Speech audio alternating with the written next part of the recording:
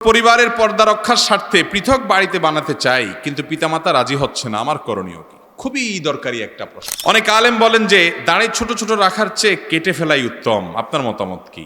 নামাজ পড়তে পড়তে কপালে দাগ হয়ে গেলে এটা কি কোনো নেককার হওয়ার লক্ষণ?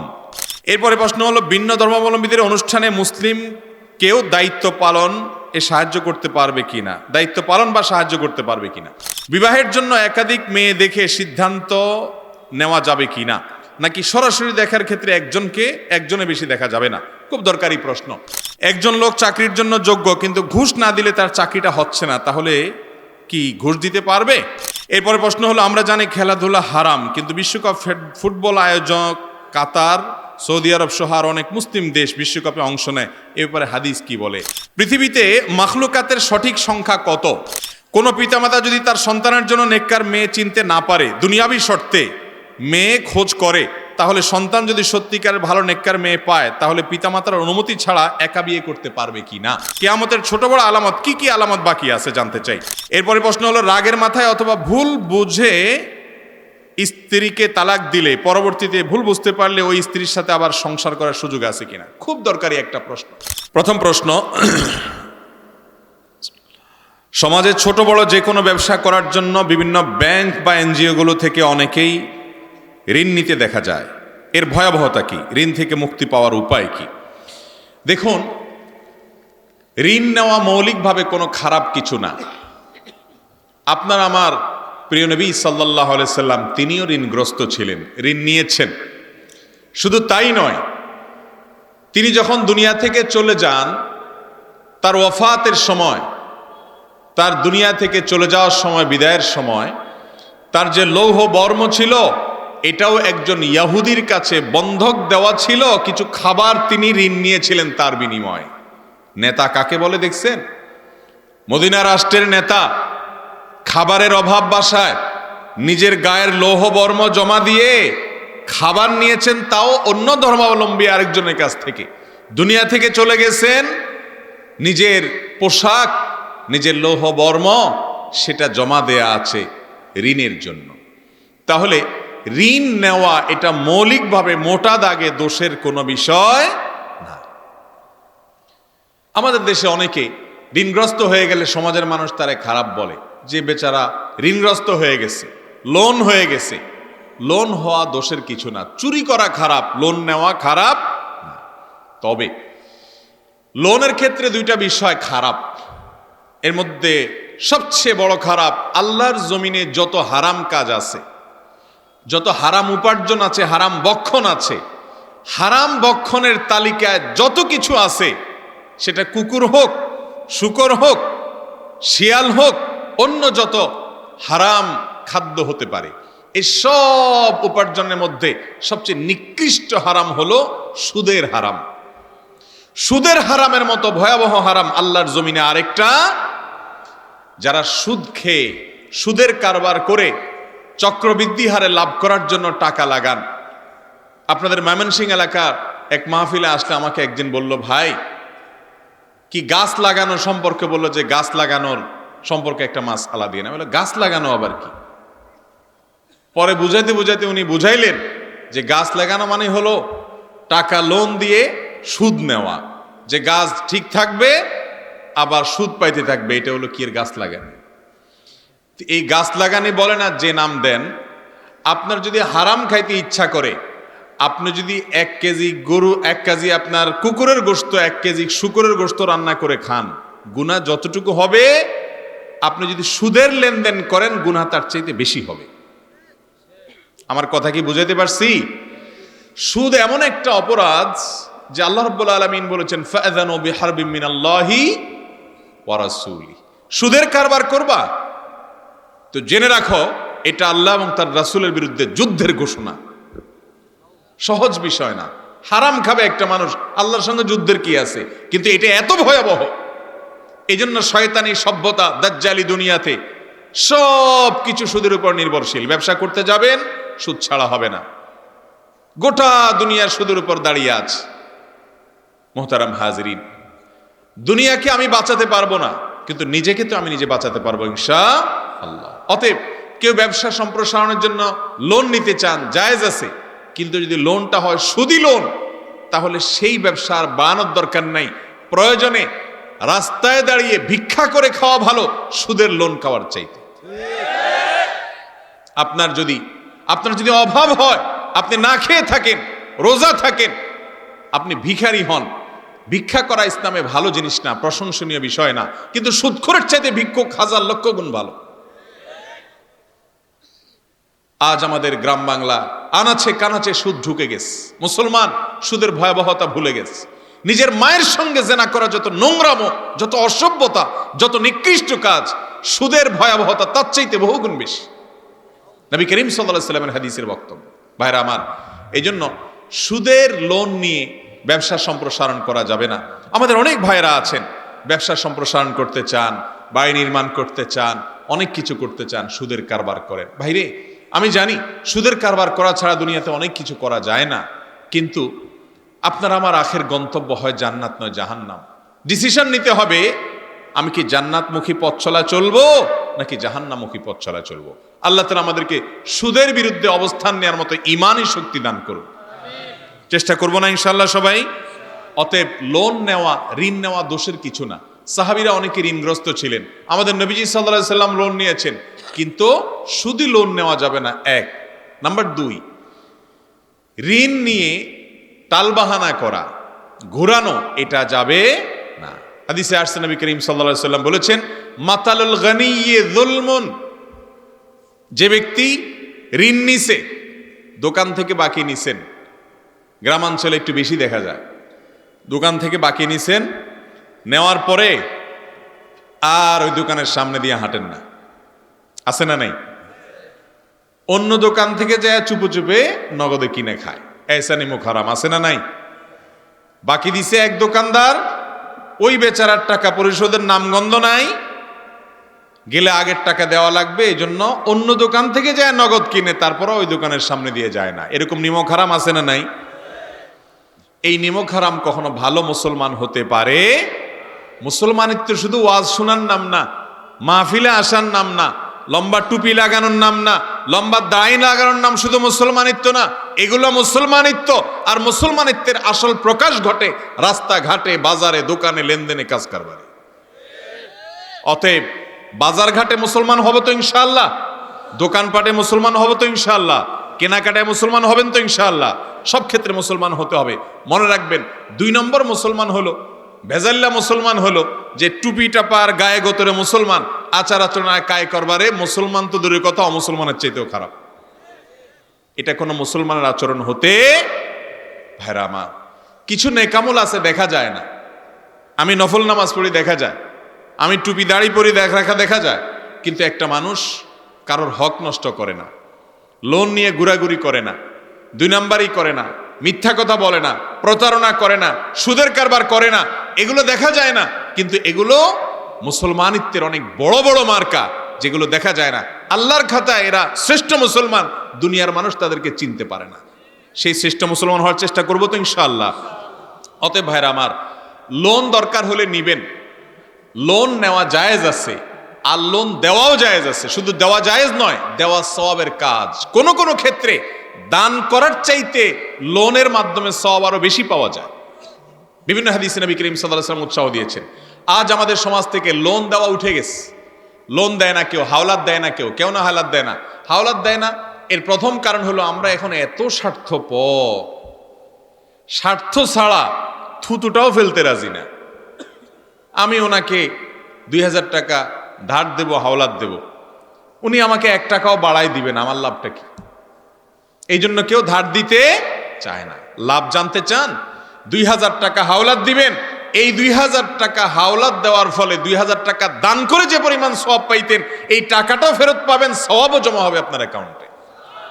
ইমানদারের কি দুনিয়াতেই শেষ, না আসলটা আখিরাতে শুরু? মৃত্যুর পরে আসল জীবন শুরু না ইনশাআল্লাহ।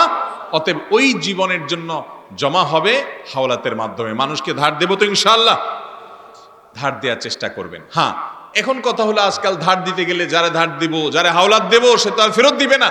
তো এই জন্য শরীয়ত সেই ব্যবস্থাও রাখছে, বন্ধক রাখেন, বন্ধক রাখেন, তার কাছ থেকে কিছু জমা রাখেন, যে টাকা যদি তুমি না দাও তাহলে তোমার এটা বিক্রি করে আমি টাকা উঠাই নিব। তাহলে বন্ধক রাখবেন, আপনার টাকার গ্যারান্টি হয়ে গেছে। ইসলামের সব কিছু সমাধান আছে।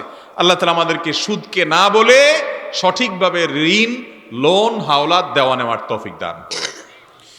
এরপরের প্রশ্ন, আমি পারিবারিক কারণে ব্যাংক থেকে লোন উঠাই, এর থেকে মুক্তির উপায় কি?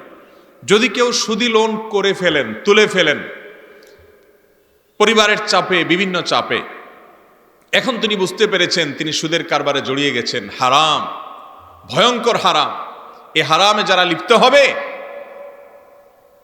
কিয়ামতের ময়দানে শয়তান কারোর উপরে, দুষ্টজিন কারোর উপরে ভর করলে যেরকম হবে, এরকম দুষ্টজিন শয়তান ভর করার মতো, মাতালের মতো সে কিয়ামতের ময়দানে উঠবে। কোরআনের বর্ণনা। এরকম ভয়াবহ কাজ করে ফেলেছেন, বুঝতে পেরেছেন। এখন কাজ কি? আল্লাহ রাব্বুল আলামিন সে সম্পর্কে বলেছেন, ফামান জাআহু মাউইযাতুম মিন রাব্বিহি ফান্তাহা ফালাহু মা সালাফ।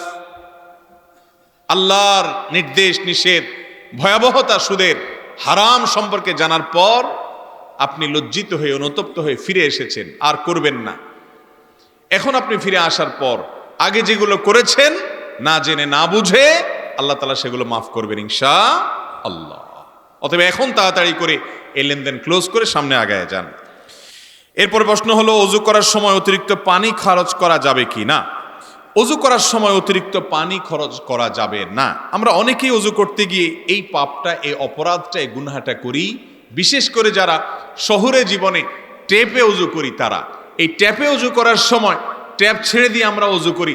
হাত ধুচ্ছি, আমি কুলি করছি, আমি নাকে পানি দিচ্ছি, মাসওয়াক করছি, মুখ ধুচ্ছি, হাত ধুচ্ছি, এদিকে পানি পড়ছে আর পড়ছে। নবী করিম সাল্লাল্লাহু আলাইহি ওয়াসাল্লাম কতটুকু পানি দিয়ে অজু করতেন জানা আছে আপনাদের? কতটুকু দিয়ে? ওলামা ইকরামের কাছ থেকে জেনে নেবেন।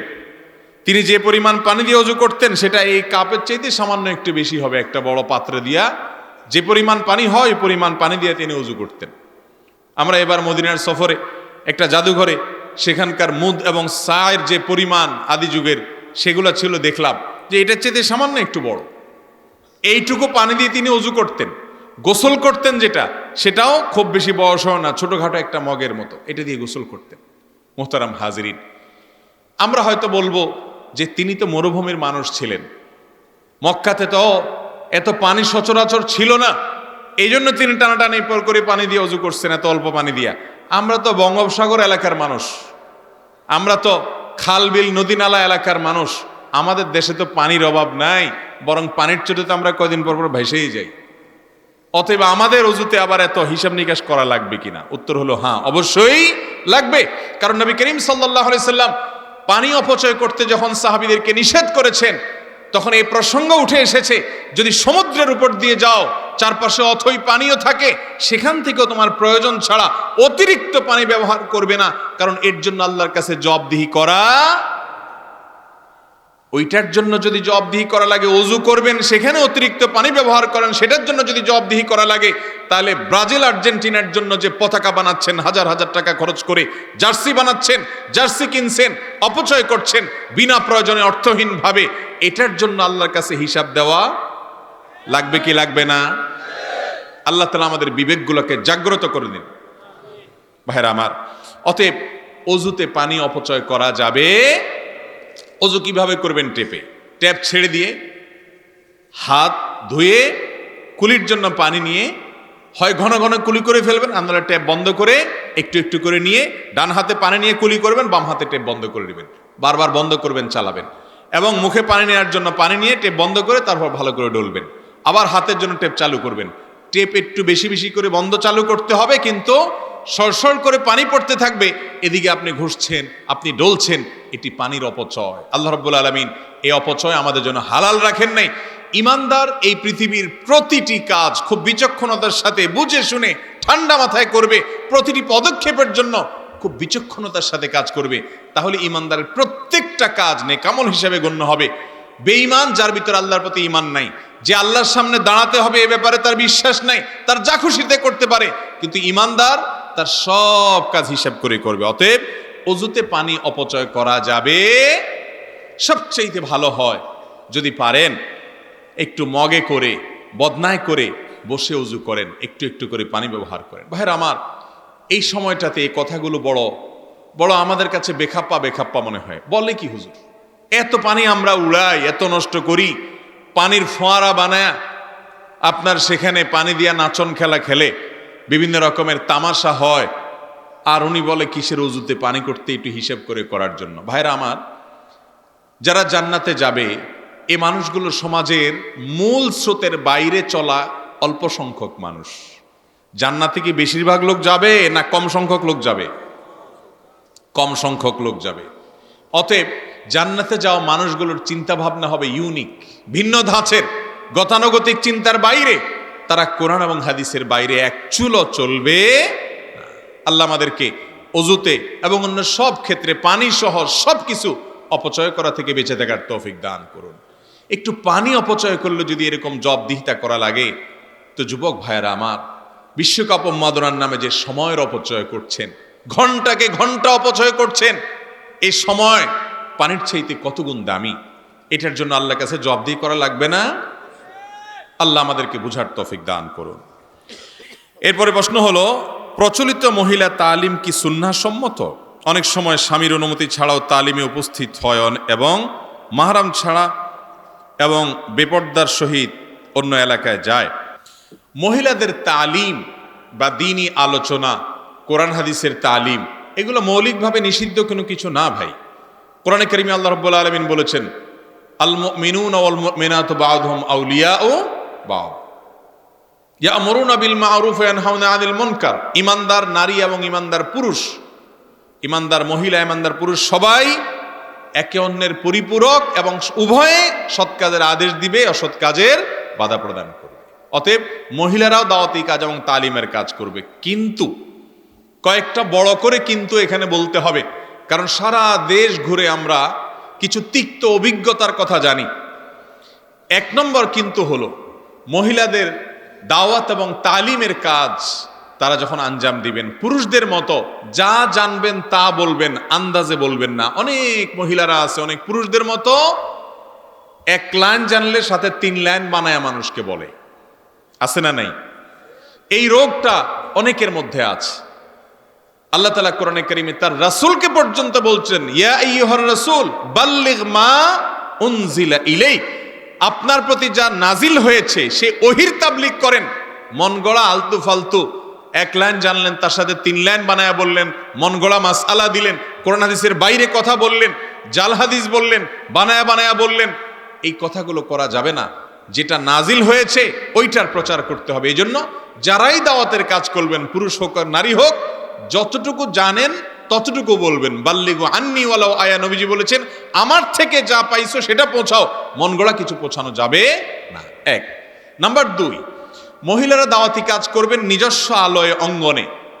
এক এলাকা থেকে যদি আরেক এলাকায় যেতে হয়, অবশ্যই তার অভিভাবক, তিনি বাবা হন, তিনি স্বামী হন, তাদের পারমিশন নিয়ে যেতে হবে। কারণ আল্লাহ রাব্বুল আলামিন একটা শৃঙ্খলা যেন দুনিয়াতে টিকে থাকে, সেজন্য আমাদের সবাইকে একজনকে অন্যজনের অধীনে করে দিয়েছেন। একটা চেইন অফ কমান্ডের মধ্য দিয়ে মুসলমানদের পুরো সমাজ, পুরো পরিবার চলে। চমৎকার একটা ব্যবস্থাপনা এখানে আছে। একজন মহিলা তিনি আরেক জায়গায় যাবেন, অবশ্যই তার স্বামী, তার বাপ, তার বড় ভাই যিনি দায়িত্বশীল আছেন তার পারমিশন নিয়ে যাবেন। জেলা যদি হয় অন্য জেলা, সফরের দূরত্ব যদি হয়, মাহরাম ছাড়া সফর করবেন না। কারণ হজ ওমরা সফরেও মাহরাম লাগে। আজকাল সৌদি সরকার তো এই নিয়মও তুলে দিছে যে মাহরাম ছাড়া হজে যাওয়া যায় এখন। আগে ভিসা লাগতো না সৌদি এম্বাসিতে, এখন মাহরাম ছাড়া হজ ওমরা ভিসা লাগবে। তো সৌদি সরকার যদি তুলে দেয় এটা তাদের ব্যাপার, কিন্তু আল্লাহ নবীর বিধান, কোরআন হাদিসের বিধান কোন সরকার তুলে দিতে পারে না। নবী করিম সাল্লাল্লাহু আলাইহি ওয়াসাল্লাম বলেছেন, লা তুসাফিরুল মারআতু ইল্লা মা'a জি মাহরামিন, কোন মহিলা মাহরাম ছাড়া একা একা সফর করবে না, হজের সফরও করবে না। এক সাহাবী তিনি জিহাদের ময়দানে যাবেন, নাম লেখাইছেন, এদিকে তার স্ত্রী হজে যাবে। নবীজি সাল্লাল্লাহু আলাইহি ওয়াসাল্লাম বলেছেন, তোমার জিহাদে যাওয়ার দরকার নেই, তোমার স্ত্রীর সাথে তুমি হজে মাহরাম হিসাবে গিয়ে যোগ দাও। অতএব ভাইরা আমার, আমাদের বোনরা যদি তালিম করতে অন্য জেলায় যান, অবশ্যই তার সাথে মাহরাম পুরুষ থাকতে হবে। নাম্বার 3 খুবই গুরুত্বপূর্ণ, সেটা হলো বিভিন্ন এলাকা মহিলাদের তালিমের হালকা আছে। অবশ্যই এই তালিমের হালকা বা এই তালিমের মজলিসগুলোর পেছনে বিচক্ষণ বিদগ্ধ এলাকার গণ্যমান্য আলেমদের তত্ত্বাবধান থাকতে হবে। যদি না থাকে এগুলোতে বহুবিধ ফিতনা হবে। আমি বহু ঘটনা জানি যে মহিলারা স্বামীর কথা শুনে না, ছেলে মেয়ের খোঁজ খবর নেয় না, ভাত বাড়া করে রান্না বাড়া করে না, তারপরে তাদের খেয়াল খুশি মতো চলাফেরা করে, মন গড়া জিন্দিগি করতে থাকে এবং তালিমের নামে সারাদিন এগরে এগরে ঘুরে বেড়ায়। এগুলো করা যাবে না। 4 নম্বর শর্ত হলো, অন্য কারোর বাড়িতে গিয়ে তালিম করতে হলে সেখানে ফিতনা মুক্ত পরিবেশ নিশ্চিত হইতে হবে, আর না হলে জায়েজ নাই। আপনি নিজের বাসায় বসে আপনি পারেন দিনের কাজ করেন, আরেকজনের বাড়িতে যাবেন, সেখানে গায়ে মারাম পুরুষ আছে কিনা, রাস্তায় দেখা হচ্ছে কিনা, ফিতনা আছে কিনা, এগুলো দেখতে হবে, তারপরে এগুলো জায়েজ হবে ইনশাআল্লাহ।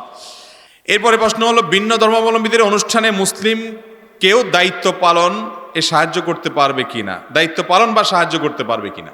অন্য ধর্মাবলম্বীদের ধর্মীয় অনুষ্ঠান, এখানে একজন মুসলমান সরাসরি প্রত্যক্ষ তাদের ধর্মীয় কাজের সহযোগী হবে না, তবে বাধাও দিবে না। তাদের ধর্মীয় কাজ তারা করবে, সেখানে কোনো মুসলমানকে বাধা দেওয়ার অধিকার ইসলাম দেয় নাই, কিন্তু মুসলমান সাইদা গিয়া তারা সেখানে সহযোগিতাও করবে না। আজকাল কিছু মুসলমান আছে বেশি ভালো শাস্তি গিয়া অন্য ধর্মাবলম্বীদের ধর্মীয় কাজে চাঁদা দেয়, টাকা দেয়, পয়সা দেয়, সহযোগিতা করে, আছে না নাই? কিছু আছে বাধা দেয়, আর কিছু আছে অতিরিক্ত সহযোগিতা করে। এই দুইটাই হলো বাড়াবাড়ি এবং ছাড়াছাড়ি। ইসলাম তাদেরটা তাদের করার অনুমতি দেয়, অর্থাৎ তাদেরটা তারা করবে। অনুমতি দেয় বলতে একজন মুসলমান সেখানে বাধা দিবে না, সে তার রবের সাথে বুঝবে, বোঝাপড়া হবে তার আল্লাহর সাথে, বাট আপনি বাধা দিতে যাবেন না, কিন্তু আপনি নিজে থেকে আবার সেখানে সহযোগিতাও করতে যাবেন না। তবে হ্যাঁ, রাষ্ট্রের বা মুসলমানদের সবার তরফ থেকে তাদের নিরাপত্তা কেউ নষ্ট করে কিনা, মুসলমানদের উপরে দোষ চাপায় কিনা, সেজন্য দায়িত্ব পালন যদি কারোর করতে হয় তিনি করবেন, সেটি ভিন্ন বিষয়। অনেক আলেম বলেন যে দাড়ি ছোট ছোট রাখার চেয়ে কেটে ফেলাই উত্তম, আপনার মতামত কি? না ভাই, এটা কখনো সঠিক হতে পারে না যে দাড়ি ছোট ছোট রাখার চাইতে চেঁচে ফেলা উত্তম। চেঁচে ফেললো যে, সে তো পুরোই চেঁচে ফেললো। যেই বেচারা একটু রাখছে সে একটু হইলেও রাখছে, কিন্তু এই একটু রাখাটা দায়ের নির্দেশনা না। নবী করিম সাল্লাল্লাহু আলাইহি ওয়াসাল্লাম দাড়ি সম্পর্কে নির্দেশ দিয়েছেন, আফুল্লোহা আরখুল্লোহা, তোমরা দাড়ি ছেড়ে দাও, দাড়িকে লম্বা করো। দাড়িকে খোঁচা খোঁচা করতে নবীজি বলেন নাই। দুনিয়াতে যত ইমাম আছে, কোন ইমাম দাড়িকে খোঁচা খোঁচা রাখার অনুমতি নির্দেশ দেন নাই। সমস্ত ইমামরা একমত, দাড়ি পুরুষের জন্য দাড়ি লম্বা করা ওয়াজিব। পুরুষের জন্য দাড়ি লম্বা করা কি ভাই? ওয়াজিব। অতএব পুরুষ দাড়ি লম্বা করবে। এই দাড়িটা আল্লাহ তাআলা পুরুষদেরকে দিছে, মহিলাদেরকে দিছে? এই জন্য দাড়িটা হলো পুরুষের মার্কা। দাড়িটা কিসের মার্কা ভাই? এখন যারা পুরুষ হিসাবে নিজের মার্কাই রাখতে চান না, এটা তাদের ব্যাপার, যে আমাকে আল্লাহ তাআলা পুরুষ হিসাবে একটা মার্কা দিছে, অন্যগুলা চুল নখ এগুলো আমাকেও দিছে, মহিলাকেও দিছে, বাট এই জিনিসটা আল্লাহ আমাকে দিছে স্পেশালি, আমি এটা রাখবো না। তো তিনি যদি মহিলাদের কাতারে সামিল হয়ে যেতে চান, এটা তার ব্যাপার, কিন্তু শরীয়ত এটার অনুমতি দেয়নি। কথা কি বুঝাতে পারছি? দাড়ি খোঁচা খোঁচা ছোট ছোট কেউ রাখলো, হিম্মত করলো, এরপর আরো বড় রাখবে সে ইনশাআল্লাহ, কিন্তু যেটুকু রাখছে আপনি বলবেন না এর চাইতে চাইছে ফেলা ভালো, এটা মূর্খতা। এই কথা কোরআন হাদিসে কোথাও বলা হয়নি। এরপরে প্রশ্ন হলো, নামাজ পড়তে পড়তে কপালে দাগ হয়ে গেলে এটা কি কোনো নেককার হওয়ার লক্ষণ? খুব দরকারি প্রশ্ন। আমাদের সমাজে অনেক লোক আছেন যে মাশাআল্লাহ তাদের কপালের মাঝখানে বেশ কালো দাগ হয়ে গেছে, তাই না? এই দাগ হয়ে গেলে এই লোকটা খুব নেককার, পরেজগার, মুত্তাকি, এটার প্রমাণ? নাকি একজন মানুষ নামাজ কালাম পড়ে কিন্তু হয়তো তার কপালে দাগ হয় নাই, তাইলে এই লোকটার নামাজ কবুল হলো না, লোকটা ভালো মানুষ না, এরকম কিনা?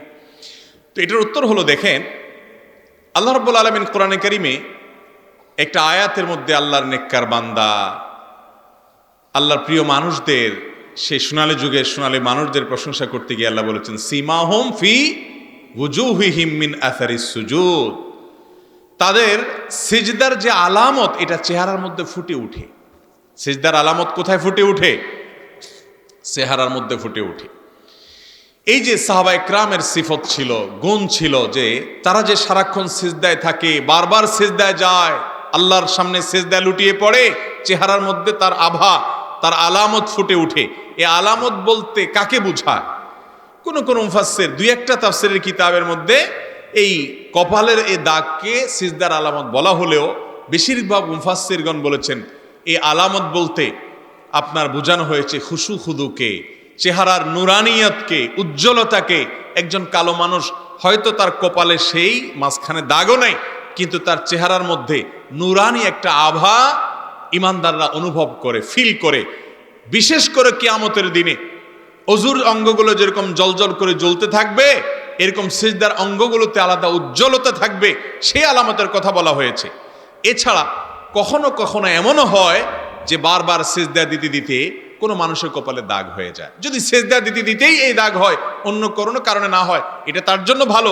কিন্তু এর মানে এই না যে কপালে কালো দাগ হলেই লোকটা ফেরেশতা আর না হইলে লোকটা ফাসেক, এরকম হিসাব করার কোনো কারণ অনেকের চামড়ার সমস্যার কারণে দেখা যায় অল্প ঘষাঘষিতেই দাগ পড়ে যায়। অনেকের চামড়া আবার দেখা যায় এরকম সমস্যা নাই, তিনি অনেক বেশি সেজদা দেন, আরো লম্বা সেজদা দেন, কিন্তু তার দাগ হয় না। হতে পারে কি পারে না? এই জন্য দেখবেন মহিলাদের কপালে খুব একটা দাগ দেখা যায় না। খেয়াল করে দেখেন মা চাচিদের কপালে, আপনার মাহরাম মহিলারা যারা বাসায় আশেপাশে আছে, দেখেন তারা সেজদা কি কম দেয়? মাশাআল্লাহ, তারা অনেকে আছে আমাদের অনেক পুরুষের চাইতে বেশি সেজদা দেয়, কিন্তু এত দাগ হয় না। এই জন্য এই দাগ হলেই সে নেককার আর না হলেই সে বদকার, এরকম সহজ হিসাব করার সুযোগ নাই। এটা ত্বকের কারণে হতে পারে, চামড়া, অনেকে আবার এত সেজদাও দেয় না কিন্তু দাগ হয়ে বসে আছে না নাই? তো এই জন্য এই কপালের দাগ এটা নেককারের আলামত, আর কপালের দাগ না থাকা বদকারের আলামত, এটা সঠিক কিছু না। হতে পারে এটা তার ইবাদতের কারণে হয়েছে, কিন্তু ইবাদতের আসল আলামত ফুটে উঠবে তার আচরণে, তার আখলাকে, তার খুশু খুজুতে, তার অন্যান্য কাজকর্মে। বিধায় কপালে যদি কালো দাগ থাকে কারোর, সেটি ভালো আলামত হতেও পারে, নাও হতে পারে। এটার উপরে তার ভালো মানুষ মন্দ মানুষ নিরূপণ করা যাবে। এরপরে প্রশ্ন হলো, পরিবারের পর্দা রক্ষার স্বার্থে পৃথক বাড়িতে বানাতে চাই, কিন্তু পিতামাতা রাজি হচ্ছে না, আমার করণীয় কি? খুবই দরকারি একটা প্রশ্ন। আল্লাহর জমিনে যে ফরজগুলো সবচেয়ে বেশি মিসকিন অবস্থায় আছে, যে ফরজগুলো আমরা নামাজিরাও, অনেক দিনদাররাও, এমনকি অনেক আলেমরাও ঠিক মতো পালন করতে পারেন না, সেই ফরজগুলোর মধ্যে থেকে একটা হলো পর্দার ফরজ। বাসা বাড়িতে ঘরোয়া পর্দা, এই পর্দা অনেক মুসলমান করতে পারে না। একজন দেবরের সাথে তার ভাবির পর্দার বিধান আছে না নাই? শুধু আছে, নবীজি সাল্লাল্লাহু আলাইহি সাল্লাম বলেছেন আলহামু আল মউত, পুরুষের জন্য শ্যালিকা, দুলাভাইয়ের জন্য শ্যালিকা, আর মহিলার জন্য দেবর। এরা হলো মৃত্যুর মতো। মৃত্যুকে যেরকম তোমরা দেখে ভয় পাও, পলায়ন করো, এরকম একজন দুলাভাই শালি থেকে এরকম পালাবে। কারণ ফিতনার জায়গা, ঈমান নষ্ট হওয়ার জায়গায়, শয়তান শয়তানি করে এই জায়গায়, এই জন্য দূরত্ব বজায় রাখবে। আর আমাদের দেশের সবচেয়ে বেশি মাখামাখি, সবচেয়ে বেশি বাদরামো যার সাথে করে সে হলো শ্যালিকা। ভাইরা আমার, ভাবিরা সবচেয়ে বেশি আপনার ইয়ারকি ফাজলামি, রসিকতা দেবরের সাথে করে, যেটাকে নবীজি সাল্লাল্লাহু আলাইহি সাল্লাম মৃত্যু বলেছেন, যে মৃত্যুকে দেখে যেরকম মানুষ দূরে থাকে, এগুলো থেকে এরকম দূরে থাকে। এগুলো না মানার কারণে আজকে ঘরে ঘরে অশান্তি, পরকিয়া এবং জেনা, ব্যভিচার ব্যাপক আকারে ছড়িয়ে পড়ছে, এবং সংসারগুলো খানখান হয়ে যাচ্ছে, কারণ নবীজির নির্দেশ মানছেন। ভাইরা আমার, এই জন্য যারা আল্লাহকে ভয় করেন, কিয়ামতের প্রতি ঈমান রাখেন, শুধু নামাজ পড়লে ফরজ আদায় হয়ে যাবে, একমাত্র দায় মুক্ত হয়ে গেলেন তা না। নামাজ ইসলামের মূল কাজ, পড়বেন, এর পাশাপাশি পর্দার ফরজও আপনাকে মানতে হবে। অনেক মুরব্বী আছেন যে আপনার পুত্রবধূ, বড় ছেলের বউ, তার সাথে আপনার ছোট ছেলের পর্দা করতে আপনি বরং নিজে বাধা দেন, আছে না নেই? নিজে নামাজ পড়ে আবার ছেলেকে পর্দা করতে, বৌমাকে পর্দা করতে দেয় না। এগুলো জাহালত এবং মূর্খতা।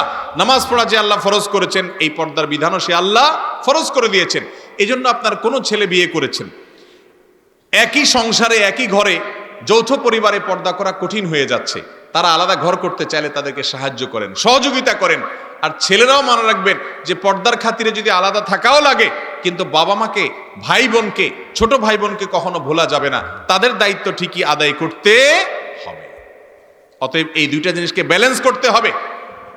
আর যদি একই যৌথ ফ্যামিলি থেকে পর্দা করা যায়, খুবই ভালো। আমরা ছোটবেলায় দেখেছি, আপনারা অনেকে মুরব্বীরা দেখেছেন, আজকাল এগুলো চলে যাচ্ছে সমাজ থেকে, যে যৌথ ফ্যামিলিতে থাকলে বাহির থেকে কোনো পুরুষ আসলে গলা আওয়াজ দিয়ে ঢুকতো। আপনাদের এলাকায় আছেন, ছিল না?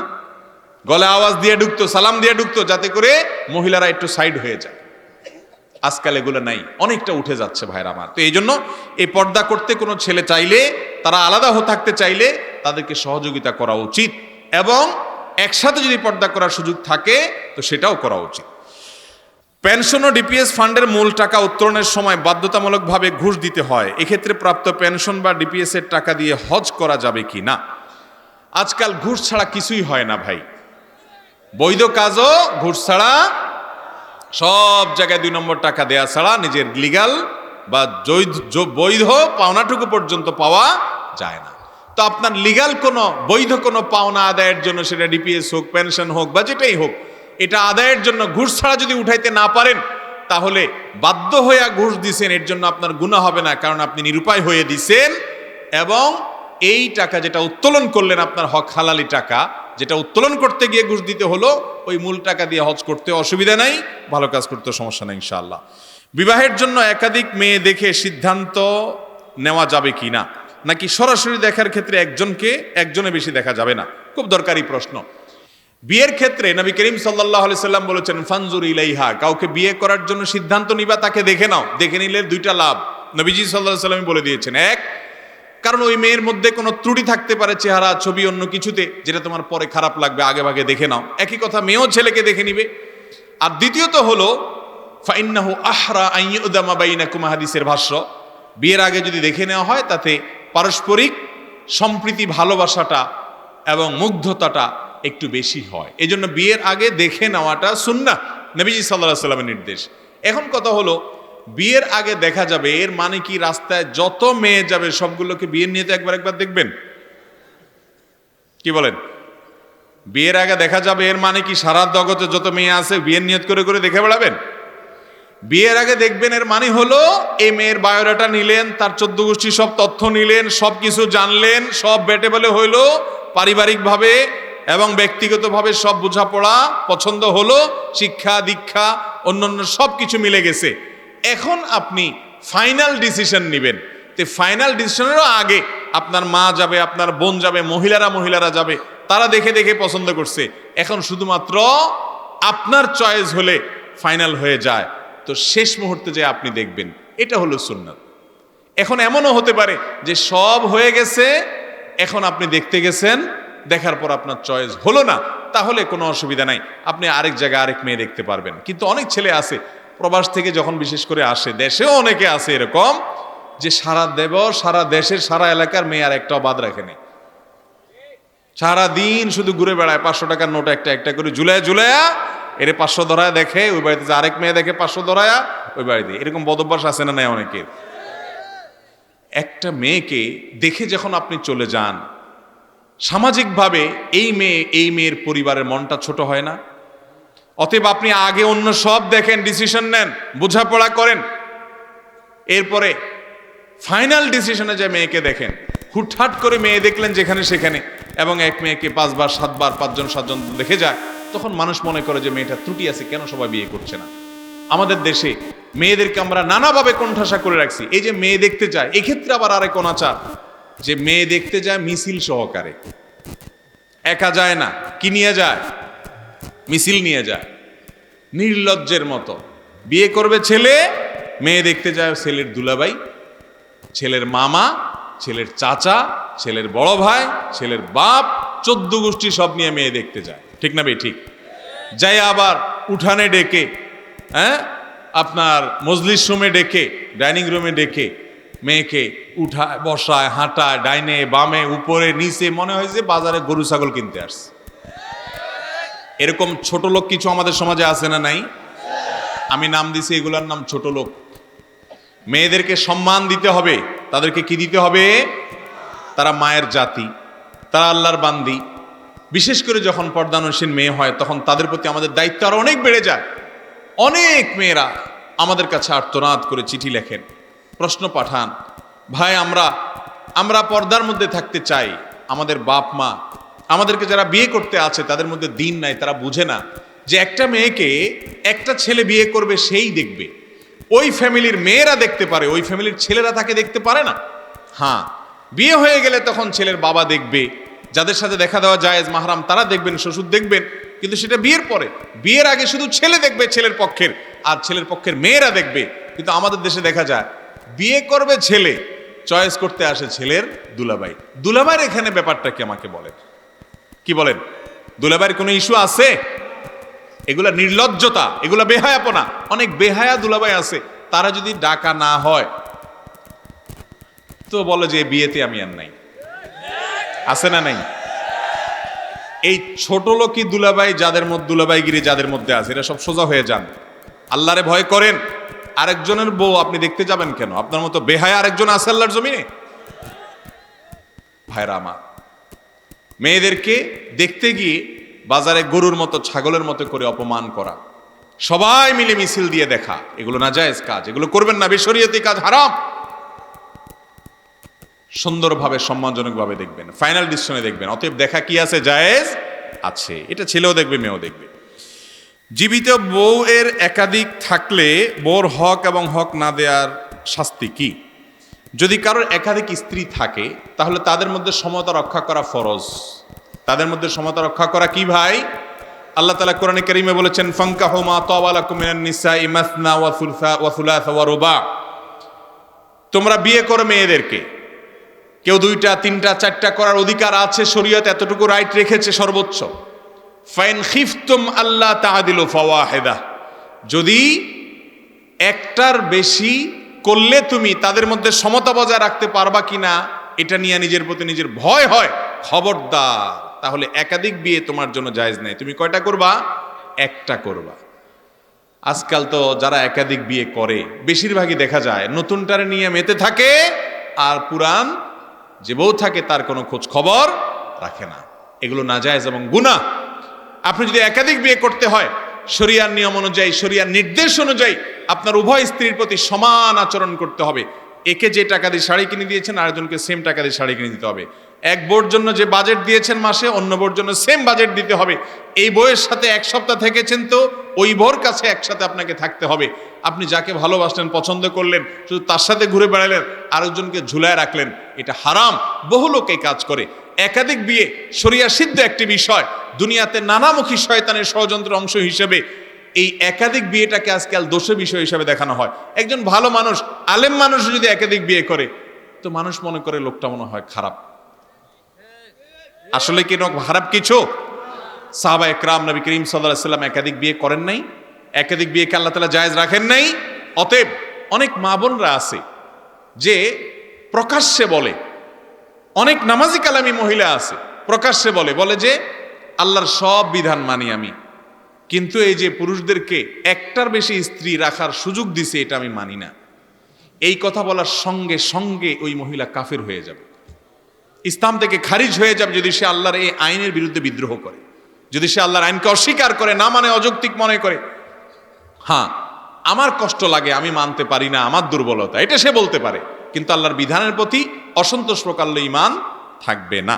অতএব একাধিক স্ত্রী শুধু রাখলেই হবে না, তাদের মধ্যে সমতার নিশ্চয়তা থাকতে হবে। যে ব্যক্তি সমতার নিশ্চয়তা দিতে পারে না তার জন্য একাধিক বিয়ে করা কিনা জায়েজ নাই। আমি অনেক ছেলেকে জানি যে দিনের পথে আসছে, মাশাআল্লাহ, জজবাত চোটে একাধিক বিয়ে করছে, এরপরে তো আর ব্যালেন্স ঠিক রাখতে পারে না, একদিকে ঝুঁকে যায় পাল্লা, তাহলে সেক্ষেত্রে গুনাহগার হবে। এরপরে আমার প্রশ্ন হলো আমি প্রেম করে বিয়ে করেছি, আমার বিয়ে কোর্টের মাধ্যমে বৈধ সাক্ষীর মাধ্যমে 60,000 টাকা দেনমোহর দরে কাবিন করা হয়, কিন্তু বাড়িতে আসার পর গ্রাম্য সালিসের মাধ্যমে সিদ্ধান্ত হয় 13.5% দেনমোহর দেওয়ার। এখন আমার প্রশ্ন হচ্ছে, দেনমোহর আমাকে আদায় করতে হবে কোর্টের 60,000 টাকা, নাকি গ্রামের মানুষের জোর করে চাপিয়ে দেওয়া 13.5% টাকা? গ্রামের মানুষের কিছু কিছু ক্ষেত্রে কোনো কাজ আর খুঁজে না পাইলে কিছু আকামও করে। ছেলে মেয়েকে যদি 60,000 টাকা মহারণা দিতে চায়, গ্রামের মানুষের কোনো অধিকার নাই সেটাকে 13.5% করার। অতএব একজন স্বামী তার স্ত্রীকে যদি 60,000 টাকা মোহর দিবে ঠিক করে, ধার্য হয়ে যায়, তো এটা কমানোর অধিকার গ্রামের সালিশ মাতবরকারীদেরকে ইসলাম দেয় নাই। তুমি কোন অধিকার এটা কমাইতে আসছো? তার ক্ষমতা আছে, সে দিতে চাইছে। আল্লাহ তাআলা কোরআনে কারীমে বলেছেন যে ওয়াআতুন নিসা আস-সাদুকাতিহিন্না নিহলা, তোমরা তোমাদের স্ত্রীদের প্রাপ্য মোহর এটা তোমরা পরিশোধ করে দেবে, তাদের প্রাপ্য। এখানে কেউ কমানোর, কাট করার, পার্সেন্টেজ করার অধিকার ইসলাম দেয়নি। বিশেষ করে গ্রাম্য সালিসি মাতবররা এটা করতে পারেন না। একজন লোক চাকরির জন্য যোগ্য, কিন্তু ঘুষ না দিলে তার চাকরিটা হচ্ছে না, তাহলে কি ঘুষ দিতে পারবে? এই প্রশ্ন তো বেশিরভাগ যুবকদের মনে হয়, কারণ ঘুষ দেওয়া ছাড়া তো এখন চাকরি সোনার হরিণ হয়ে গেছে। ভাইরা আমার, ঘুষ যে খায় সে সর্বাবস্থায় হারাম খায়। ঘুষ খাওয়ার সর্বাবস্থায় কি? কিন্তু ঘুষ দেওয়াটা কোনো কোনো ক্ষেত্রে জায়েজ। কোন ক্ষেত্রে জায়েজ? আমার ন্যায্য অধিকার, ঘুষ না দিলে আমি বঞ্চিত হচ্ছি, এটা ছাড়া আমার উপায়ও নাই, এরকম নিরুপায় অবস্থায় যদি ঠেকায় পড়ে কেউ ঘুষ দিতে বাধ্য হয়, তাহলে সেক্ষেত্রে তার জন্য ঘুষ দেওয়া কি আছে? জায়েজ আছে। নিরুপায় হিসাবে সে ঘুষ দেওয়াকে ঘৃণা করে, কিন্তু তাকে বাধ্য করছে, এটা ছাড়া তার উপায় নাই। কয়দিন আগে আমার এক পাসপোর্টের ভেরিফিকেশনের জন্য এক অফিসার আসছে, ফ্যামিলি পাসপোর্ট। তো তার যে উপরস্থ অফিসার আমার পরিচিত, তো উনি জানে বাইদি ভাই ঘটনা, বলে যে হুজুরের পাসপোর্ট আছে, কিন্তু আসছে সে আইসা বলতেছে, হুজুর আমাদের স্যার তো আপনার ভক্ত, আপনার পরিচিত, সব ঠিক আছে, কিন্তু এই কাজটা আনতে আমার কিছু টাকা দিয়ে আনতে হয়েছে, এখন আমার পুঁজিটা তো অন্তত দিবেন, অতিরিক্ত না দেন পুঁজিটা তো অন্তত দিবেন। তো এরকম যদি নিরুপায় হয়ে যান আপনি, যে ঘুষ ছাড়া আপনার কাজ হচ্ছেই না, তাহলে সেক্ষেত্রে আপনার জন্য ঘুষ দিয়ে চাকরি নেওয়াটা জায়েজ আছে। তবে যদি আপনি ঘুষ দিয়ে 2 নম্বর সুবিধা আদায় করেন, আজকাল যারা ঘুষ খায় এদের চাইতে ঘুষ দেওয়ান্যাদের দোষ কম নাই, কোনো কোনো ক্ষেত্রে বেশি। যেমন আমি একটা এক্সাম্পল দেই, অনেক অফিসার আছে বেচারা ঘুষ খাইতে চায় না, তারা জোর করে ঘুষ খাওয়ায়।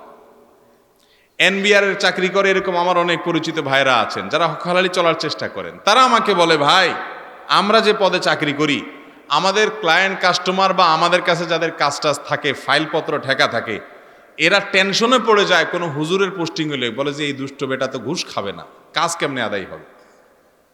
তারা দোয়া করতে থাকে যেন আমরা ঘুষটা নেই, অর্থাৎ ঘুষ না নিলে তাদের অবস্থা খারাপ। অনেক লোক আছে, আপনার একটা পাসপোর্ট নির্দিষ্ট সময় আপনার পাওয়ার কথা, একটা ড্রাইভিং লাইসেন্সের জন্য আপনি সিরিয়াল দিবেন, দাঁড়াবেন, ফিঙ্গারপ্রিন্ট দিবেন, তারপর আপনি লাইসেন্স পাবেন। আপনি সিস্টেম অনুযায়ী গেলে হয়তো একটু কষ্ট হবে, সময় লাগবে, কিন্তু না, আপনি চাচ্ছেন শর্টকাট পথে, কোনাকুনি পথে। তা আপনি বলেন যে এত ভেজাল করে কে, কিছু টাকা নিয়ে নাও, আমাকে দিয়ে দাও লাইসেন্সটা, আছে না নাই? এই ঘুষ দেওয়া কোন অবস্থাতে জায়েজ হবে?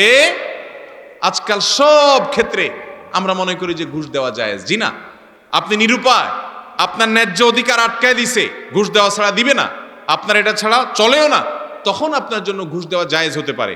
আপনি নিজে অবৈধ সুবিধা আদায় করার জন্য অফিসারকে ঘুষ দিয়া তারপরে সেটা আদায় করলেন, এটা জায়েজ নাই। অতএব ঘুষ যারা খায় সেই প্রাপ্ত উপার্জনটা হারাম এবং তার উপরে লানত বর্ষিত হয়ে থাকে। আল্লাহ আমাদেরকে বোঝার তৌফিক দান করেন।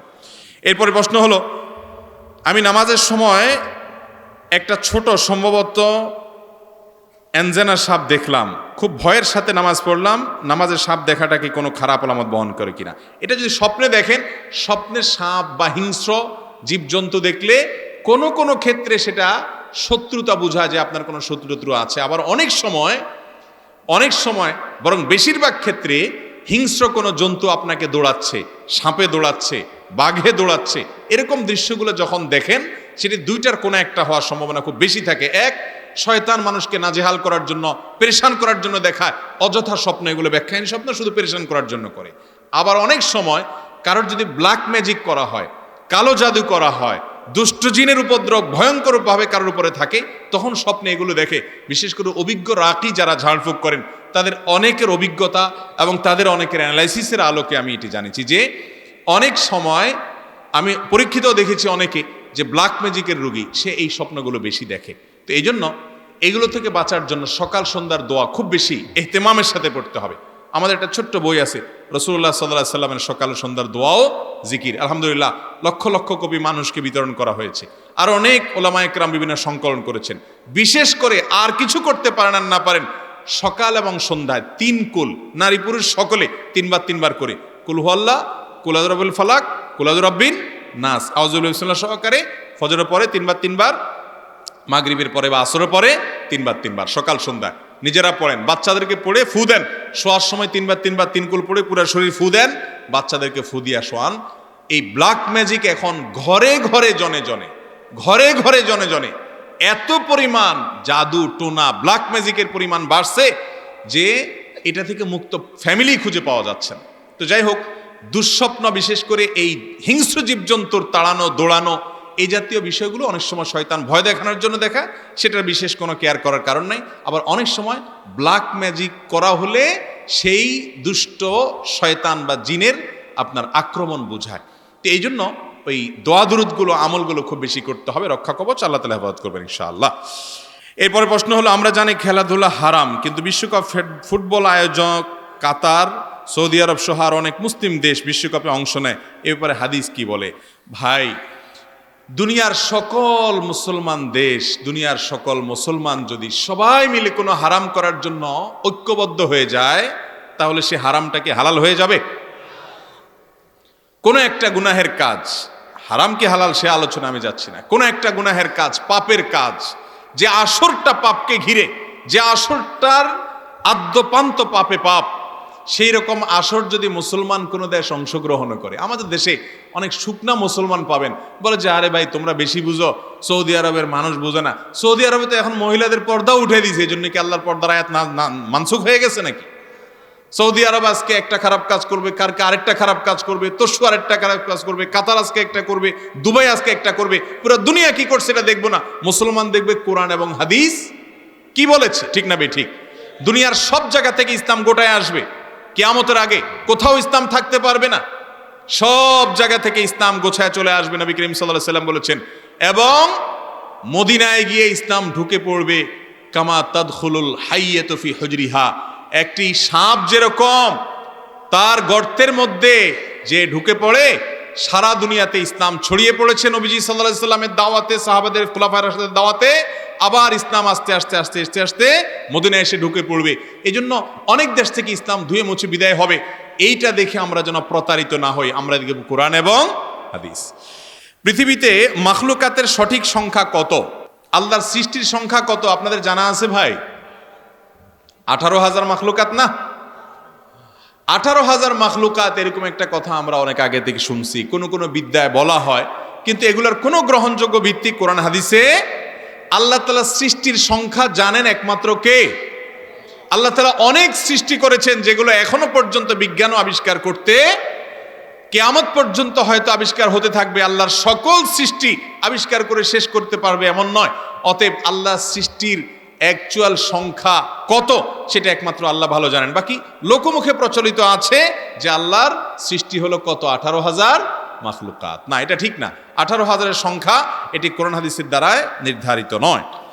কোন পিতামাতা যদি তার সন্তানের জন্য নেককার মেয়ে চিনতে না পারে, দুনিয়াবী শর্তে মেয়ে খোঁজ করে, তাহলে সন্তান যদি সত্যিকার ভালো নেককার মেয়ে পায়, তাহলে পিতামাতার অনুমতি ছাড়া একা বিয়ে করতে পারবে কি না? খুব জটিল একটা প্রশ্ন। অনেক পরিবারে ছেলে মেয়ে দিনের দিকে আগায় গেছে, কিন্তু মা বাপ আগাইতে পারে নাই। আবার অনেক পরিবারে বাপ মা আগায় আছে, ছেলে মেয়ে পিছিয়ে আছে। কোন ছেলে দিনদার মেয়ে বিয়ে করতে চায়, কোন মেয়ে দিনদার ছেলে বিয়ে করতে চায়, এরকম চিঠি আমাদের কাছে শত শত আসে। বিভিন্ন মেয়েদের আর্তনাদ যে আমি একটা দিনদার ছেলে চাই, কিন্তু আমার বাপ ব্যাংকার ছেলে ছাড়া বিয়ে দিবে না, আমার মা ব্যাংকার ছেলে ছাড়া বিয়ে দিবে না, তারা পয়সালা ছাড়া বুঝে না, তারা বলে যে নামাজি পরে বানায় নিস, টাকাটা রেডিমেড থাকুক, দিনদারটা পরে বানায় নিস। আছে না নাই? যুবকদের চিৎকার চেঁচামেচি দেখছেন মুরব্বীরা? এই বেচারা কত অসহায়, আপনারা শুনতেছেন না এদের কথা? বিয়ের সাথে দিচ্ছেন না, সেটা শহীদ হয়ে যাবে সবগুলা বিয়ের জন্য। শুনেন, ঠিকঠাক পরে বলেন। যদি কোনো ছেলে বা কোনো মেয়ে দিনদারিতাকে প্রাধান্য দিতে চায় আর তার অভিভাবক দিনদারিতার কোনো গুরুত্ব না বুঝে, শরীয়ত অনুযায়ী ওই অভিভাবকত্বের অভিভাবকত্বই সাকেত হয়ে যায়, সে অভিভাবক হওয়ার যোগ্যই না, কারণ সে দিনদারিতার কোনো গুরুত্বই বুঝে না। এই ঠিক জোরে বলে এর মানে বাপ মা ধুয়ে কালকে যা বিয়ে শুরু করে দিয়েন না। আমি কি বলছি আগে ভালো করে বুঝেন।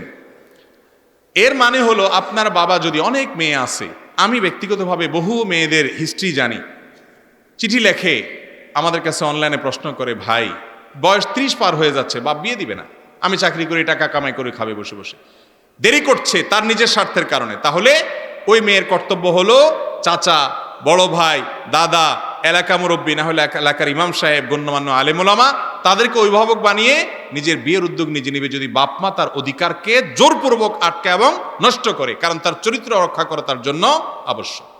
কথা কি বুঝাতে পারছি? কিন্তু বয়স 17, 18, 19, 20, এখনো ছাত্র মানুষ, কামে রোজগারের খোঁজ খবর নেই। আপনি মাসালা শুনে কালকে যে এক মেয়ের হাত ধরে হাঁটা দিয়েন, আপনারা সেই ফতোয়া কিন্তু আমি দেই নাই। কথা কি বুঝতে পারছেন? আগে উপার্জন করেন, উপার্জন। মানিস্তাতা আমিন কোমল বা আতা ফালিয়াতা জাওয়াজ, নবীজি বলছেন আগে উপার্জন করেন, ক্ষমতা আছে তাহলে বিয়ে করবেন। ছাত্র মানুষ, আপনি বলেন আমি ইমান আমল হেফাজত করতে পারি না, তুই ইমান আমল হেফাজত করতে পারেন না, বদনজরের হেফাজত করেন, নজরের হেফাজত করেন। আপনি বদনজর দিলে তো ইমান আমল নষ্ট হওয়ার উপক্রম হবে। আগে নিজেরা কন্ট্রোল করেন, এরপরেও পারেন না, উপার্জন শুরু করেন, তারপরে বাপ মাকে কনভিন্স করেন, তাও লাইন করতে পারতেছেন না, এবার আলেমদের কাছে আসেন, ফতোয়া দিলে ব্যক্তিগতভাবে আপনার অবস্থা অ্যানালাইসিস করে তারপর আপনি বিয়ের উদ্যোগ নিয়েন। হুটহাট করে এই যার তার হাত ধরে হাঁটা দিয়েন না, এরপরে কয়দিন পরে আফসোস করবেন। এই জন্য ভাইরা আমার, যুবক ভাইরা, নিজেদের চরিত্র হেফাজতের জন্য প্রথম কাজ হলো চোখের হেফাজত। প্রথম কাজ কিসের হেফাজত? ফেসবুকে, ইউটিউবে চোখের হেফাজত করেন, হারাম সম্পর্কগুলো থেকে দূরে সরে আসেন। দ্বিতীয় কাজ হলো উপার্জন শুরু করে দেন। 3 নম্বর কাজ হলো মুরব্বী বাপ চাচাকে বোঝানোর চেষ্টা করেন। যদি বুঝাইতে না পারেন, হুজুরদেরকে ফুসলায় ফসল, হুজুর তাড়াতাড়ি বিয়ে করানোর কি ফজিলত, আমার আব্বাকে বুঝান। নবীজি সাল্লাল্লাহু আলাইহি সাল্লাম বলছেন, তোমাদের ছেলে মেয়েরা বিয়ের উপযুক্ত হলে তাদেরকে উপযুক্ত পাত্র পাত্রী পেলে দেরি করিও না, বিয়ে দাও। যদি না দাও তাহলে দুনিয়াতে ফিতনা সয়লাব হবে, দায়ী হবে বাপ মা। এটা হুজুর বুঝাবে। আমি পল্টনে এক হোটেলে উদ্বোধনের অনুষ্ঠানে গেছি, এক যুবক ছেলে তার বাপরে হাত ধরে আমার কাছে নিয়ে আসছে। আয়সা বলতেছে, হুজুর আপনার আমি বহুত খুঁজছি, আজকে আল্লাহ মিলাই দিছে। আমার বাপ বহু বলতেছে আমার বিয়ে করায় না, আজকে সামনে পাইছি, আপনি বলেন। আমি চিন্তা করলাম, আল্লাহ এইরকম বেহায়া ছেলে বাপ একদম ধরে ফেলছে। তো এরকম যদি হিম্মত থাকে ধরে বাপরে নিয়ে আসতে পারেন, তাহলে ইনশাল্লাহ বুঝাই দিব। রসিকতা নয়, হাসার বিষয় নয়, সিরিয়াস কথা। আমাদের সমাজে আজকাল জেনা করা সহজ হয়ে গেছে, বিয়ে কঠিন হয়ে গেছে।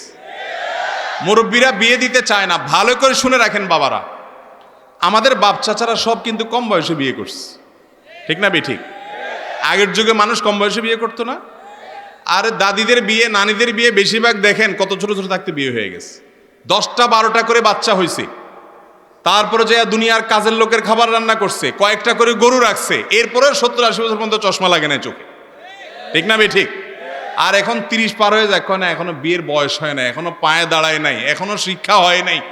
বিয়ে যত দেরি হবে একটা সমাজ তত দ্রুত ধ্বংস হবে, একটা পরিবার তত দ্রুত ধ্বংস হবে। আমরা বিয়ে যারা তাড়াতাড়ি করেছি, আমি তো এই বয়সে শ্বশুর হয়ে গেছি আলহামদুলিল্লাহ, কয়দিন পরে নানা হয়ে যাবে, দাদা হয়ে যাবে ইনশাআল্লাহ। হুজুররা যে কি লাইফ লিড করে, যারা এই লাইফ লিড করেন নাই তারা এক সময় আফসোস করবেন। অনেক লোক দেখছি আইসা বলে, ভাই আপনারাই তো কপাল, অল্প বয়সে সব সেট আপ হয়ে গেছেন। আমি বলি যে বিয়ে দেরিতে করবেন, 30-এর পরে বিয়ে করবেন, এরপরে বলবেন না প্রথম বাচ্চা কাচ্চা নেওয়া যাবে না, 5-7 বছর এমনি ঘুরতে হবে, ঘুরেন। 37-38 বছরের বাচ্চা নেন, এই বাচ্চা পড়ালেখা করে গ্রাজুয়েশন শেষ করতে করতে আপনার বয়স হবে 55, ততক্ষণে আপনার শরীরের সব রোগ ধরে গেছে, পোলা মাত্র ইনকাম করা শুরু করছে। যদি বেলাইন হয় তো পোলারে নমনম করা ছাড়া উপায় নাই। আর আমার অল্প বয়সে বিয়ে করা শেষ, সংসার গড়া শেষ, ছেলে মেয়ে সেট আপ করা শেষ, যদি কোনোটা লাইনে থাকে আলহামদুলিল্লাহ, বেলাইন হলে কানটা মলে দিয়ে রাস্তা দেখা দেওয়া যাবে। কথা কি বুঝাতে পারছি? এখন ফুসলায় পশ্চিমা দুনিয়ার মানুষ আমাদেরকে বলে যে ছোট সংসার সুখী সংসার, ছোট সংসার বলে সুখী সংসার। যত দুঃখের ঘটনা দেখবেন সব ছোট ছোট সংসারে হয়। একজনের 5-7টা করে বাচ্চা, একটা না একটা এমনিও মানুষ হয়ে যায়। 5-7টা যখন হয়, একটা না একটা এমনিও মানুষ হয়ে যায়। যাই হোক, যেটা বলছিলাম যে বিয়ে দেরিতে দেওয়া এটা সমাজের জন্য কখনো ভালো কিছু বয়ে আনে না। আমি মুরব্বীদেরকে বলছি, বাবারা শুনে রাখেন, আপনাদের সময় এত ফিতনা ছিল না, আপনারা বুঝেন না এগুলা।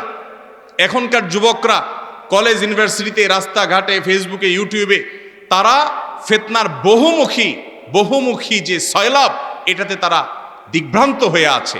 তাদের ঈমানকে নষ্ট করার জন্য শয়তান নানা ফোন দিয়ে এঁটেছে। এই সময়টাতে তাদেরকে দেরিতে বিবাহ দিলে তারা যত গুনাহ করবে, আপনার অবহেলার কারণে দায়ভার আপনাকে বহন করতে হবে। এই জন্য যুবকরা উপার্জন করেন, পায়ে দাঁড়ান, চেষ্টা করেন, সহযোগিতা করেন, আর মুরব্বীরাও আগায় আসেন। ইনশাআল্লাহ আমরা একটা সুন্দর সমাজ গড়তে পারবো। কিয়ামতের ছোট বড় আলামত কি কি আলামত বাকি আছে জানতে চাই। কিয়ামতের বড় আলামত 10টা। বড় আলামত কয়টা ভাই? 10টা। আর ছোট আলামত আছে অগণিত, অজস্র। সৌদি আরবের একজন আলিম ডক্টর মোহাম্মদ আল আরিফি আরশাদুস সাহ এবং নেহায়াতুল আলম নামে একটা বই লিখেছেন। এই নেহায়াতুল আলমে তিনি অনেকগুলো কিয়ামতের আলামত উল্লেখ করেছেন, প্রায় 141টা আলামত।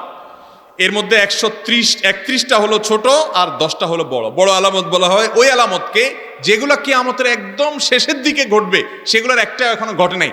যেমন ইমাম মাহদির আগমন, ঈসা আলাইহিস সালামের আগমন, দাজ্জালের আগমন, ধোঁয়া বের হবে, হ্যাঁ, তারপরে যায় দাব্বাতুল আরদ বের হবে, 3টা ভূমিধস হবে, ইয়াজুজ মাজুজ বের হবে। এগুলোর একটাও এখনো, সূর্য পশ্চিম দিক থেকে উঠবে, এগুলো একটাও হয় না। এগুলো কিয়ামতের আরো নিকটবর্তী হলে তখন হবে। সেটা কত বছর বাকি আছে তার এলেম একমাত্র আল্লাহর কাছে আছে। তবে কিয়ামতের ছোট আলামতের বেশিরভাগই প্রকাশ হয়ে গেছে। ওই 131টা আলামত আমি একবার অ্যানালাইসিস করার চেষ্টা করেছি, ওইটাকে বাংলায় সংক্ষেপ করেছি। আমি দেখেছি ম্যাক্সিমাম আলামত জাহির হয়ে গেছে। তার ভিতরে একটা আলামতের কথা আপনারা প্রসিদ্ধ জানেন, ওয়ান্তারাল হুফাতাল উরাতাল আলাতার আয়েশা ইয়াতাতাওয়ানা ফিল বুনিয়ান। ওলামা ইকরাম প্রসিদ্ধ হাদিস একেবারে শুরুর দিকেই আপনার তালেবে ইলমদেরকে পড়ায় থাকেন দাওরা হাদিসের। যার কারণে কিয়ামতের ছোট আলামতগুলো, যে ছোট লোকরা বড় হবে, বড় লোকরা ছোট হবে, অসম্মানীরা সম্মানিত হবে, সম্মানীরা অসম্মানিত হবে, এরকম কিয়ামতের অনেক আলামত ঘটে গেছে, কিন্তু অনেকগুলো এখনো বাকি আছে। ছোট আলামতের এক্সাক্ট সংখ্যা বলা কঠিন, কয়টা ঘটছে কয়টা ঘটে নাই। তবে বড় আলামত একটাও এখনো প্রকাশ পায় নাই। এরপরে প্রশ্ন হলো, রাগের মাথায় অথবা ভুল বুঝে স্ত্রীকে তালাক দিলে পরবর্তীতে ভুল বুঝতে পারলে ওই স্ত্রীর সাথে আবার সংসার করার সুযোগ আছে কিনা? খুব দরকারি একটা প্রশ্ন ভাইরা আমার। আমি সব সময় সব জায়গাতে বলার চেষ্টা করি, যারা বিয়ে করেছেন, যারা বিয়ে করবেন, একটা নসিহত খুব কান খাড়া করে শুনে রাখেন। সেটা হলো, স্বামী স্ত্রী যত মনোমালিন্য হোক, যত গন্ডগোল ফাসাদ লাগুক, যত ইউক্রেন রাশিয়ার চাইতে মারাত্মক যুদ্ধ লাগুক, সব করেন, আল্লাহর ওয়াস্তে তালাক শব্দটা উচ্চারণ করবেন না। আমি কি বুঝাইতে পারছি? ওলামা ইকরাম এখানে আছেন। সালাসুন জিদ্দুহুন্না জিদ্দুন ওয়াহাজলুহুন্না জিদ্দুন।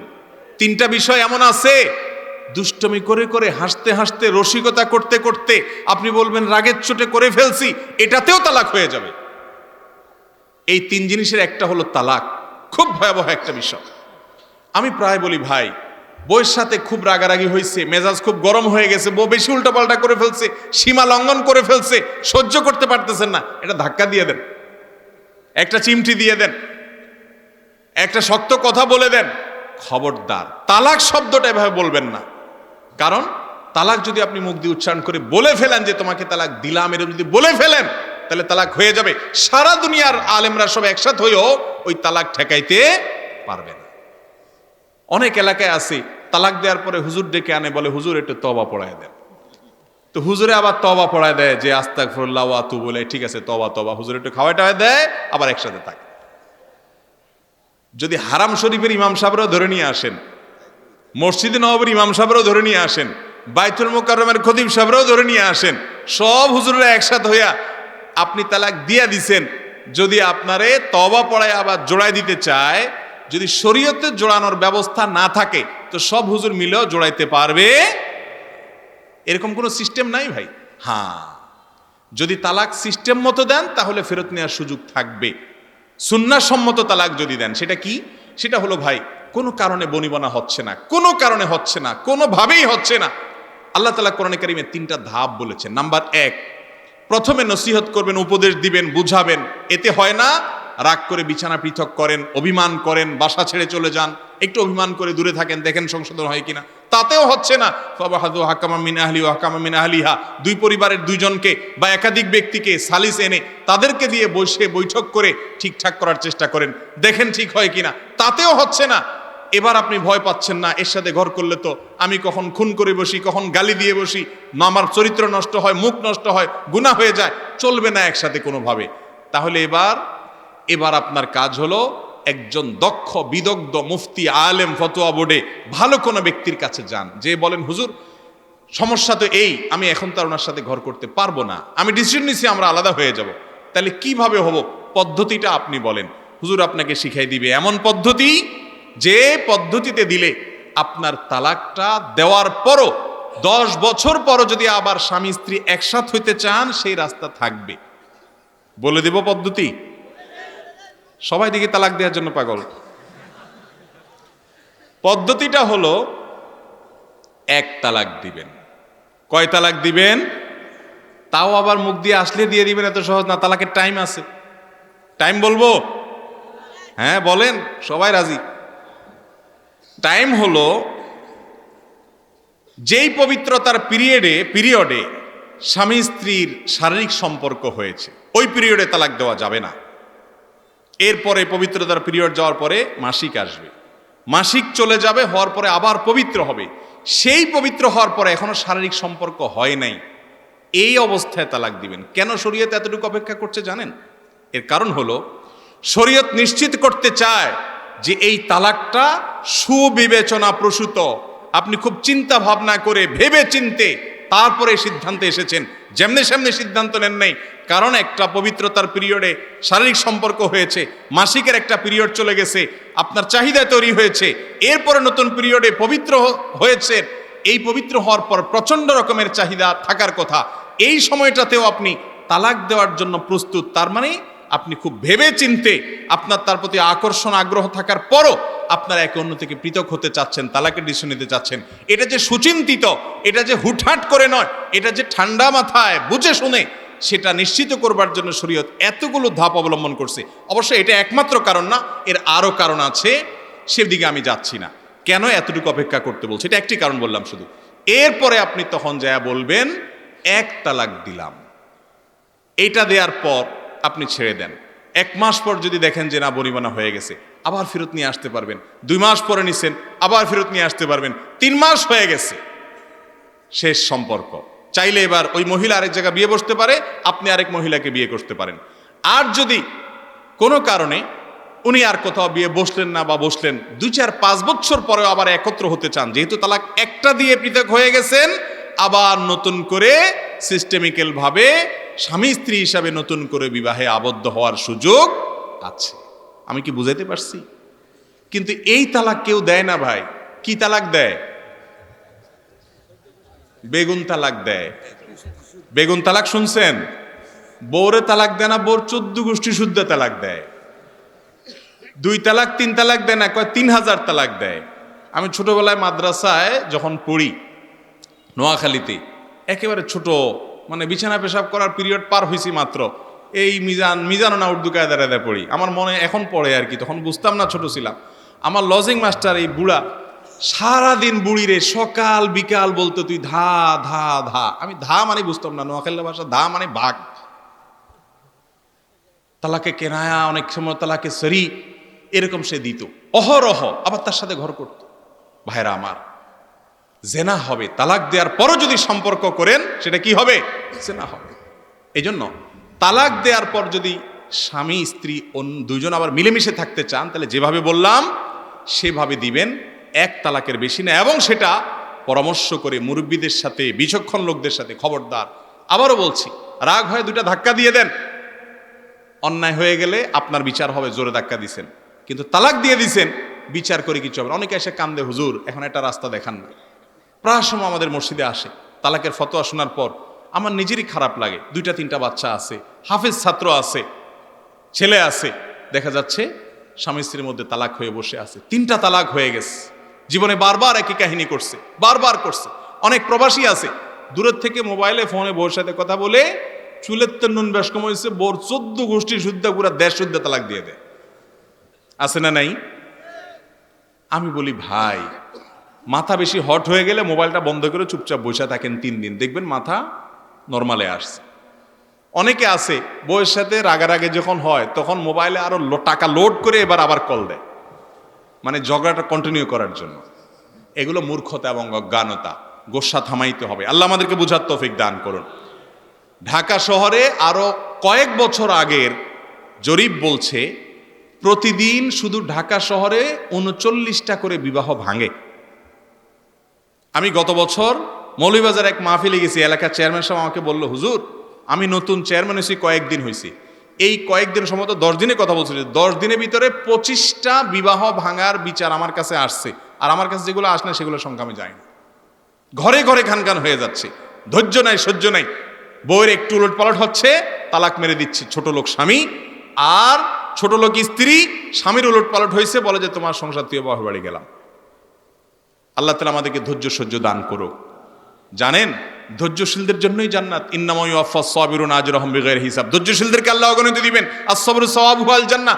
অধৈর্যশীলের জন্য জান্নাত আসে। অতএব ধৈর্য ধরবেন তো ইনশাআল্লাহ। চুলে কালো কলপ করা জায়েজ আছে কিনা? রাসূলুল্লাহ সাল্লাল্লাহু আলাইহি সাল্লাম দাড়িতে কি কালো কলপ ব্যবহার করেছেন? না, কালো কলপ তিনি ব্যবহার করেন না, বরং নিষেধ করেছেন। তিনি বলেছেন কারোর যদি চুল দাড়ি ধবধবে সাদা হয়ে যায়, তিনি বলেছেন গায়্যিরু হাযা শাইব, তোমরা এই সাদাকে পরিবর্তন করো। ওয়াজান্নিবুস সাওয়াদ, তবে কালো কালার পরিহার করবে। এজন্য মেহেদি বা অন্য কোনো ন্যাচারাল কালার করবেন, কিন্তু কালো কালার করবেন না, কারণ কালো কালার 2 নম্বরই থাকে, বয়স লুকানোর অপচেষ্টা থাকে। আর সবচেয়ে বড় কথা হাদিসে নিষেধ আছে, কারণ আমার জানার দরকার নাই, বিধায় এটা করা যাবে না। অন্যের জমি জোর করে দখল করলে কি হয়? আপনাদের এলাকায় আছে এগুলা? আইল ঠেলার লোক আছে দেখবেন, কিছু লোক আছে দেখবেন জমিতে যত কোপ দেয় তার চাইতে পাশের আইলে বেশি কোপ দেয়। আইলটারে কাটতে কাটতে কাটতে কাটতে ছোট বানায় ফেলায়, কারণ আরেকজনের জমিরে নিজের পেটে নিতে চায়। বুখারী মুসলিম এক জায়গায় বর্ণনা করেছেন, নবী করিম সাল্লাল্লাহু আলাইহি সাল্লাম বলেছেন, মানিকতাতা শিবরাম মিনাল আরদি যুলমা, যে ব্যক্তি অন্যায়ভাবে কারোর 1 বিঘত জায়গা আত্মসাৎ করে, তাওয়াক্কাহুল্লাহু ইয়াউমাল কিয়ামাতি মিন 7 আরাদিন, আল্লাহ তাআলা 7 তবক জমিনকে তার গলায় ঝুলিয়ে দিবেন কিয়ামতের ময়দানে। এই জন্য এই হারাম থেকে বাঁচার চেষ্টা করব তো ইনশাআল্লাহ। আল্লাহ তাআলা আমাদেরকে বোঝার তৌফিক দান করুন। এরপরে প্রশ্ন হলো তাগুত চিনার উপায় কি এবং এ থেকে বাঁচার উপায় কি? তাগুত বলা হয় যে আল্লাহর সীমানা লঙ্ঘন করেছে। তুগয়ান মানে হলো সীমানা লঙ্ঘন করে যাওয়া, সীমা ছাড়িয়ে চলে যাওয়া।